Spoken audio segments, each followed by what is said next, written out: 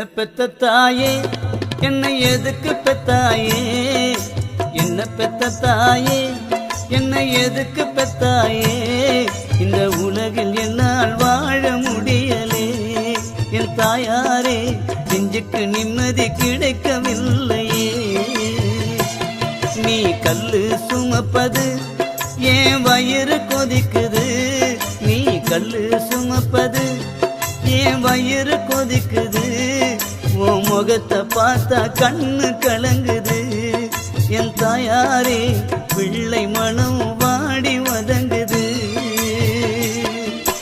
என்ன பெத்த தாயே என்னை எதுக்கு பெத்தாயே, இந்த உலகில்